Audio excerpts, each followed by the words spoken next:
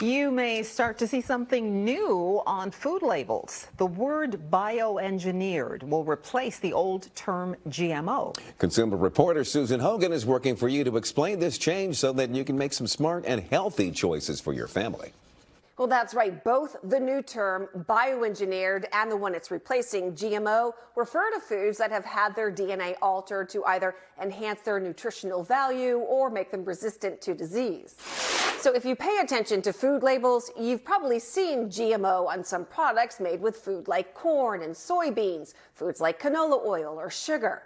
But now GMO will be called bioengineered on food labels. The changes are part of the USDA's new rules that went into effect this year to create a national standard for labeling. The words mean the same thing, but some critics say because GMOs have a bad rap, changing the name is somewhat deceitful to consumers. Now they suddenly decide, oh, we're not going to call it GMO anymore. We're going to call it BE, bioengineered, right?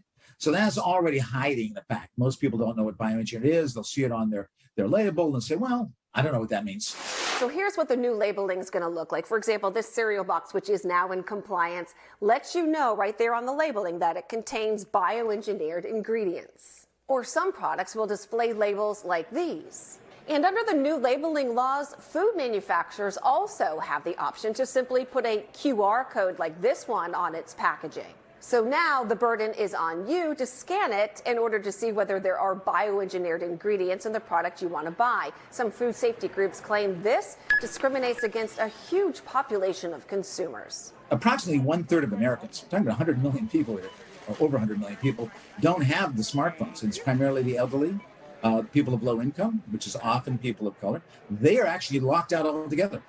They won't get anything. They won't even get the BE or bioengineer or even the QR code because they can't access that. The Center for Food Safety filed a lawsuit against the USDA to block these new rules. The case is still ongoing. So when it comes to whether bioengineered foods are safe, well, it really depends on who you talk to. The FDA, USDA, and the EPA all ensure that they are safe for humans. And some food scientists believe they are incredibly helpful to the overall production of certain crops. If you think about drought-resistant crops, we take a crop that is drought-resistant, we identify those genes, and we put it into a crop that's not drought-resistant. And we're able to increase crop productivity and yields in doing so. And it's really a technology that's extremely safe.